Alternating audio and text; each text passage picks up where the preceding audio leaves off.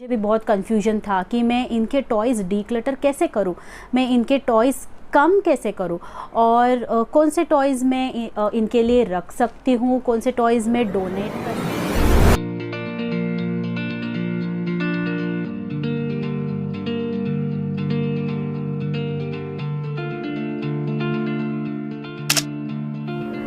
हाय, मेरा नाम है सोफ़िया और इस चैनल पे मैं कुछ पेरेंटिंग वीडियोस, कुछ प्रेगनेंसी वीडियोस, कुछ चाइल्ड केयर वीडियोस, कुछ बच्चों से रिलेटेड हॉल्स और DIYs जो भी बच्चों से रिलेटेड है वो सब शेयर करती हूँ। तो make sure you subscribe to my channel.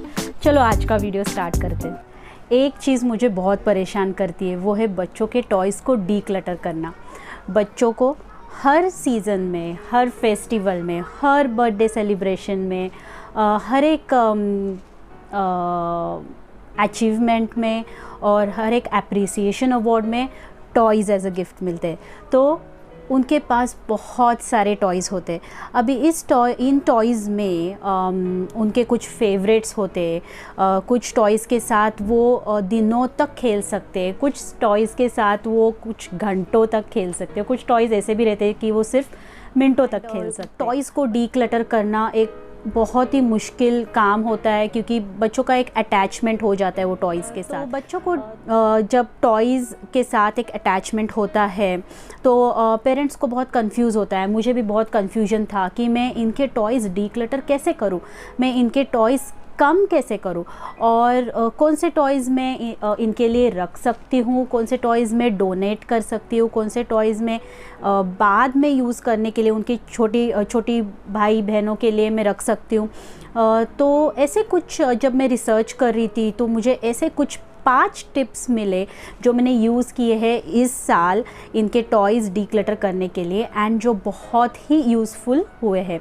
मैंने सोचा आपके साथ शेयर करूं ताकि आपको भी वो टिप्स यूज़फुल हो। चलो देखते हैं। तो सबसे पहली टिप है कि उनके सामने, बच्चों के सामने डीक्लटर मत करो। मैंने ये गलती बहुत बार की है, ये सोच के कि बच्चे प्रिपेयर्ड रहेंगे, बच्चे बहुत खुश हो जाएंगे, एक्साइटेड हो जाएंगे कि वो कुछ चीज़ें, अपनी खुद की चीज़ें किसी को गिफ्ट कर रहे, पर ये वर्क नहीं होता। Trust me.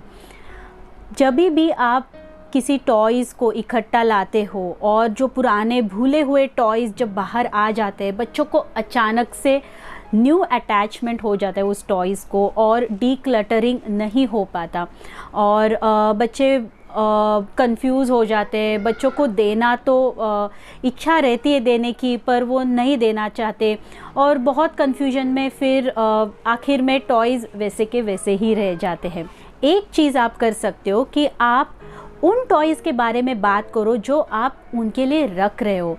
उन टॉयज़ के बारे में आप एक्साइटमेंट बिल्डअप करो जो टॉयज़ आप उनके लिए रख रहे हो और उनके साथ उन टॉयज़ के बारे में डिस्कस मत करो जो आप दे रहे हो किसी को या फिर उनके टॉय बॉक्स से निकाल रहे हो।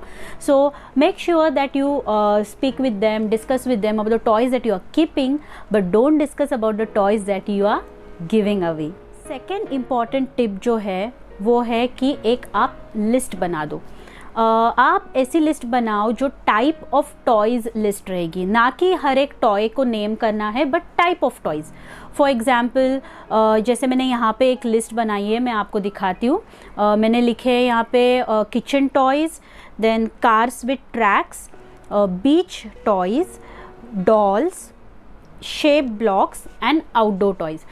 मेरा एक बेटा है और 2 बेटियां हैं, तो जो भी उनके पसंद की चीज़ें हैं और जो मैंने ज़्यादातर देखा है कि वो इन चीज़ों के साथ खेलते हैं, उसको मैंने कैटेगराइज किया है कि यही टॉयज़ मैं रखूँगी। अगर आप यहाँ पे देखोगे तो मैंने लिखा है कार्स विद ट्रैक्स। इस लिस्ट में मैंने कहीं भी ट्रेन सेट नहीं लिखा है क्योंकि मेरा बेटा ट्रेन सेट एंजॉय नहीं करता। तो अगर उसके टॉय बॉक्स में मुझे कोई भी ट्रेन सेट मिले, ट्रेन्स मिले या ट्रेन ट्रैक्स मिले, एनीथिंग रिलेटेड टू ट्रेन्स मिले, तो मैं उसे टॉय बॉक्स से निकाल दूंगी। सेकेंड चीज़ अगर आप देखोगे तो यहाँ पे शेप ब्लॉक्स है but not regular building blocks, because building blocks मेरे बच्चे इंजॉय नहीं करते। सो अगर मुझे कोई बिल्डिंग ब्लॉक्स भी मिल जाए टॉय बॉक्स में तो मैं उन्हें भी निकाल दूंगी। ऐसे आप कैटेगराइज कर सकते हो, एज़ पर कैटेगरी आप चेक करोगे। ओके, अगर ये एक टॉय है, ये टॉय ये इन कैटेगरी में बैठता है कि नहीं, does it fit into this any of these categories? Okay, if it doesn't fit I am going to declutter it, I am going to remove it from the toy box. This is a very important tip और ये मुझे बहुत अच्छे से इसने मुझे मदद किया ये टिप ने कि मैं अच्छे से टॉयज़ को डीक्लटर कर पाऊँ। थर्ड टिप जो है वो है कि डुप्लीकेट टॉयज़ या broken toys, check for any duplicates और ब्रोकन टॉयज़। बच्चों के पास गिफ्ट्स आते हैं, हम खुद उनके लिए गिफ्ट्स लेते हैं और बहुत सारे सोर्सेज से उनको गिफ्ट्स आते हैं, तो इस बहुत ज़्यादा पॉसिबिलिटी है कि उनके पास सेम कैटेगरी के बहुत सारे टॉयज़ हो। तो अगर सेम कैटेगरी के टॉयज़ है और उनका फंक्शन भी सेम ही है तो उसको रखने का कुछ मतलब नहीं है। सो आप ट्राई कीजिए कि अगर आपके पास कोई डुप्लीकेट टॉयज़ हो, सेम सिमिलर टॉयज़ हो, और या फिर कोई ब्रोकन हल्का सा टूटा हुआ भी टॉय हो। कभी कभी क्या होता है, जैसे मैंने भी बहुत सारे टॉयज़ इसलिए जमा करके रखे थे ये सोच के कि ये ब्रोकन टॉय को मैं बाद में रिपेयर करके यूज़ करूं, but toys are very difficult to be repaired again. And क्या होता है कि जब रिपेयर आप करोगे भी तो भी वो अच्छे से काम नहीं करते। तो अगर आप चाहो तो अगर आपको ऐसा लगता है ये टॉय रिपेयर हो सकता है तो रिपेयर करने जैसे जो टॉयज़ है उसको आप अलग से रखो, ना कि उनके टॉय बॉक्स में रखो। बच्चों को भी टूटे हुए टॉयज़ से खेलना इतना पसंद नहीं है। सो डेफिनेटली बच्चे आपके बच्चे उसके साथ नहीं खेलेंगे ज़्यादा टाइम तक और वो वैसा ही पड़ा रहेगा। सो ये एक इम्पॉर्टेंट टिप है कि आप डुप्लीकेट टॉयज़ या फिर ब्रोकन टॉयज़ को अलग कर सकते। नेक्स्ट टिप है कि जो भी टॉयज़ अपने अलग से निकाले हैं किसी को देने के लिए या फिर डोनेट करने के लिए, तो उन टॉयज़ को आप बच्चों के नज़रों से दूर रखो। जैसे बोलते हैं कि नज़र से दूर तो दिमाग से दूर, तो वैसे ही अगर वो टॉयज़ बच्चों के नज़र में नहीं आते तो बच्चे उन टॉयज़ के बारे में नहीं पूछेंगे। तो आप ऐसी जगह उन्हें रखो, 1 दिन 2 दिन जितने दिन के लिए आप रखने वाले हो, ऐसी जगह पे रखो कि बच्चों को वो नज़र में ना आए।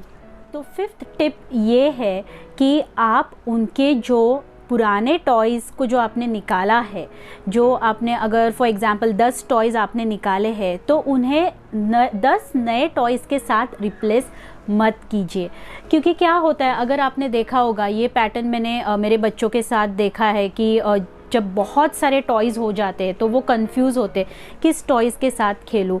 वो कभी 5-5 मिनट ही हर एक टॉय के साथ स्पेंड करते और टॉयज़ का फिर कुछ ज़्यादा बेनिफिट नहीं हो पाता। अगर ऐसा कन्फ्यूजन, ऐसा बिहेवियर आपने बच्चों में देखा है तो ये टिप आपको बहुत यूज़फुल होगा, जहाँ पे आप याद रखो कि जो भी टॉयज़ आपने निकाले हैं उसको न्यू टॉयज़ के साथ रिप्लेस मत कीजिए।